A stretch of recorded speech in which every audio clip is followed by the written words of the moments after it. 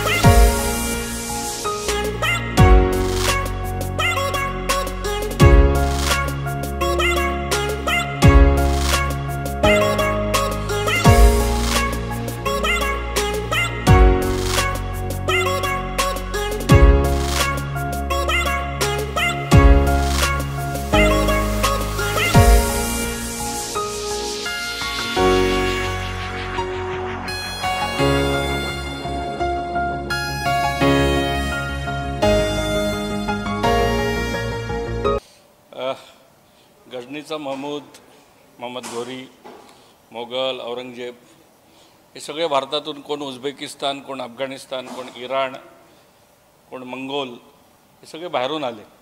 एक लाखभर लोक आले असतील, पण त्यांनी भारतावर राज्य केलं. कारण भारतामध्ये इथल्या फितुरांची मदत घेऊन त्यांनी राज्य केलं.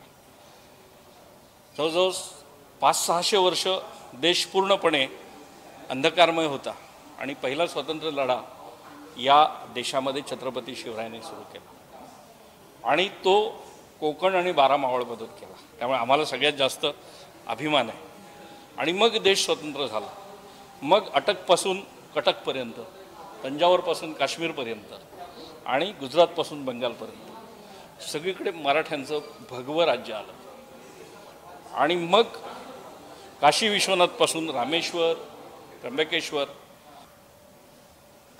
काशी विश्वनाथापासून चालेल ना, कंटिन्यू केला. काशी विश्वनाथापासून रामेश्वर, त्र्यंबकेश्वर ही सगळी मंदिरं छत्रपती शिवरायांच्या शिलेदारांनी बांधली. अहिल्यादेवी होळकर, मराठी एक राणी, हिने शेकडो मंदिरं बांधली. जगन्नाथाचं मंदिर नागपूरकर भोसल्यांनी बांधलं, पेशव्यांनी मंदिरं बांधली, वेगवेगळ्या मराठा माजी शिंदेनी मंदिरं बांधली. त्यामुळे या देशाला खऱ्या अर्थाने स्वतंत्र करण्याचं काम हे महाराष्ट्राने केलं, हे मराठ्यांनी केलं. आणि त्यांची राजधानी कोकणात आहे, किल्ले रायगड. आणि म्हणून त्याच रायगडावर राज्याभिषेक दिन झाला होता. कोकणाला वेगळी दिशा देण्याचं काम याच राज्याभिषेक दिनाच्या निमित्ताने आम्ही संकल्प केला आहे. आम्ही सगळे प्रमुख कार्यकर्ते 2 दिवसापूर्वी रायगड किल्ल्यावर गेलो होतो. तिथे जगदीश्वराच्या मंदिरात आम्ही अभिषेक केला, महाराजांची पूजा केली. आम्ही मंदिरात अभिषेक केला आणि निसर्गाने वरून पाऊस दिला. निसर्गाने अभिषेक केला रायगडावर. 1 तास पूजा चालू होती, फक्त 1 तास पाऊस पडला, दिवसभर पाऊस पडला नाही. एक खूप शुभ संकेत या सगळ्याचा आहे. मित्रांनो, आज आम्ही 2 गोष्टी लॉन्च करतो आहे. महाराष्ट्रामध्ये आज जर आपण वर्तमानपत्र वाचली तर कोण कोणाला काय म्हटले, कोणी कोणाला शिव्या घातल्या, तू कसा वाईट आहेस, मी कसा चांगला आहे, हे कोणच सांगत नाही. आणि जो महाराष्ट्र जो पूर्ण भारतावर राज्य करत होता, जो महाराष्ट्र छत्रपती शिवरायांचा आहे, या महाराष्ट्रामधली आजची जी परिस्थिती आहे ही जर बदलायची असेल तर सर्व मराठी तरुणांनी एकत्र आलं पाहिजे. आणि मराठी तरुणांनी एकत्र येऊन आपला महाराष्ट्र जर 5 कोटीचा कोरियन भाषेत महासत्ता आहे, जर 8 कोटीचा जर्मन भाषेत महासत्ता आहे, तर आपल्याला इंग्रजी आणि हिंदीची आवश्यकता नाही.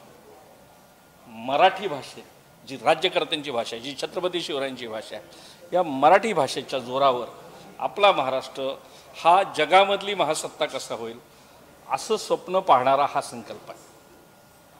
आणि याची सुरुवात आम्ही कोकणातून करतोय. गेली 25 वर्षे मी कोकणात काम करतोय. कोकणात काम करताना उर्वरित महाराष्ट्रात सुद्धा हे काम व्हावं आणि समृद्ध महाराष्ट्र संघटना जिचे प्रेरणास्थान छत्रपती शिवाजी महाराज असतील. आज या देशाला शिवविचार आणि शिवसंस्कार हवा. स्वराज्य महाराजांनी दिलं, पण सुराज्य आहे का? सुराज्य देण्याचं काम सुद्धा महाराष्ट्रच करेल आणि त्याकरता महाराष्ट्रातल्या सामाजिक कार्यकर्त्यांना, कर्तृत्ववान तरुणांना सगळ्यांना एकत्र आलं पाहिजे. आणि याकरता समृद्ध महाराष्ट्र संघटना आपण स्थापन करतोय. आणि राजकारणातून पैसे कमवणे, भ्रष्टाचारातून पैसे कमवणे यापेक्षा मराठी तरुणांनी उद्योगातून पैसे कमवले. महाराजांनी आणि मग संभाजी महाराजांनी, संताजी, धनाजी, बाजीराव पेशवा यांनी तलवारीच्या जीवावरती देश जिंकला. आज तलवारीची गरज नाही. आज तराजूच्या जीवावर, व्यवसायाच्या जीवावरती आपल्याला देश जिंकला पाहिजे.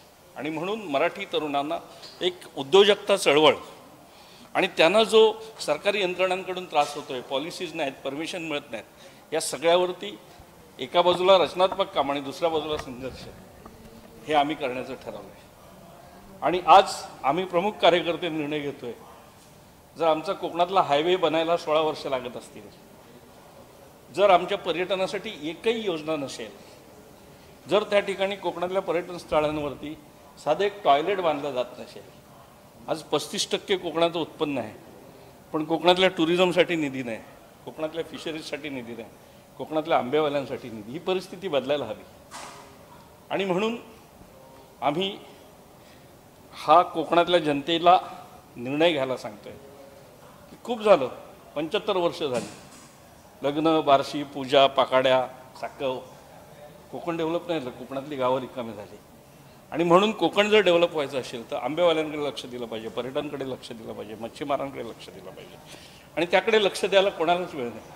आणि म्हणून आम्ही कोकणातल्या जनतेला आवाहन करतोय की विधानसभेमध्ये एक शेतकऱ्यांचा आमदार पाहिजे, एक मच्छीमारांचा आमदार पाहिजे आणि एक पर्यटनवाल्यांचा आमदार. आमचे विषय तिथे मांडणारे प्रतिनिधी आणि अशा स्वरूपाचे प्रतिनिधी तिथे निवडून येतील, याकरता सुद्धा आम्ही एक चळवळ सुरू करत आहोत.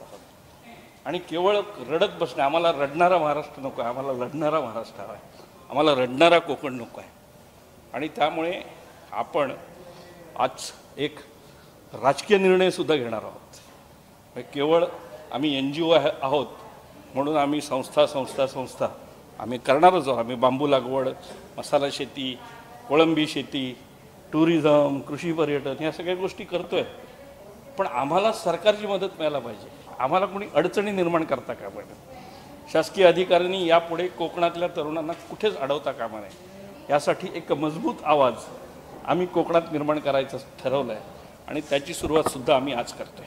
क्या कहना चाहेंगे? सबसे पहले हमारी ऑडियंस को बताइए कि कितना स्पेशल दिन है आज का, और आप जो काम कर रहे हैं उसके बारे में बताइए हमारी ऑडियंस को.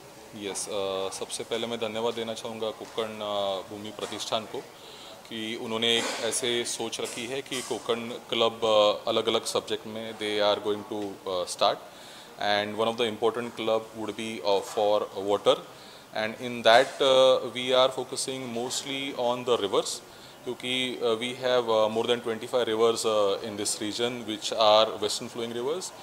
There is a lot of water which flushes down through these rivers, and there are no water management projects done on this. So we are going to focus on that, and some of the examples which we have already created in the Palakkad district that we have shown to our fellow people from the Konkan, that how the water conservation can be done and how the water can be used through solar and can be provided to the farmer, so that the irrigation facilities can be increased, and productivity accordingly can be increased through this. So similar experiments or similar projects can be extended to Ratnagiri district or Sindhudurga or Raigad districts, and our farmers will benefit from that.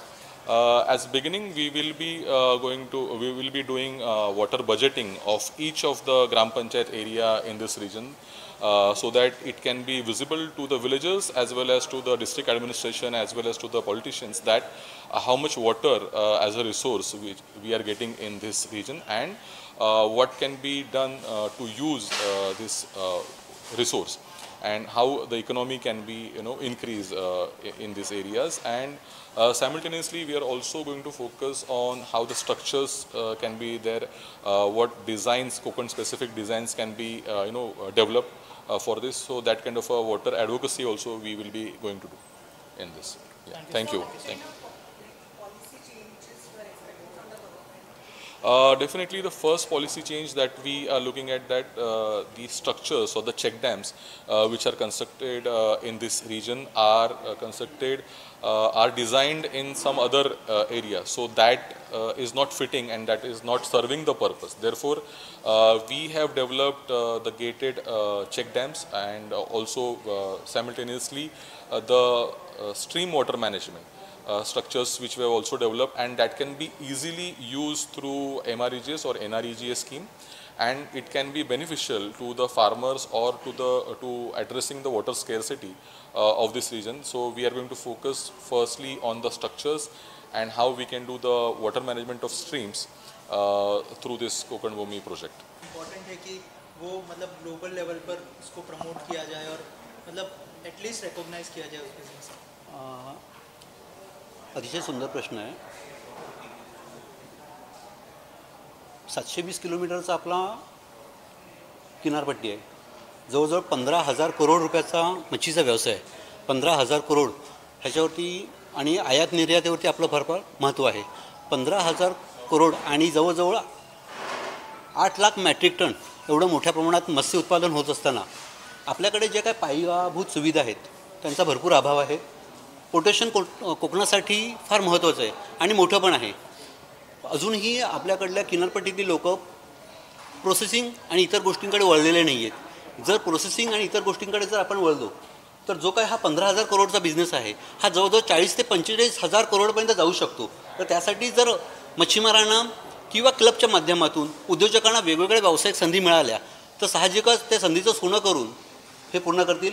मत्स्यसंपदा, प्रधानमंत्री मत्स्यसंपदा योजना अतिशय माननीय मोदी साहेबांची आहे, पण ती योजना महाराष्ट्रासाठी किती लाभदायी आहे ह्याचा विचार करावा। त्याच्यामध्ये अनेक त्रुटी आहेत, त्या त्रुटींचा विचार करणे गरजेचं आहे। मच्छीमारांना छोटे छोटे जे काही प्रॉब्लेम्स आहेत ते जर सॉल्व्ह झाले तर साहजिकच हे उत्पन्न आपल्याला वाढवता येईल। धन्यवाद।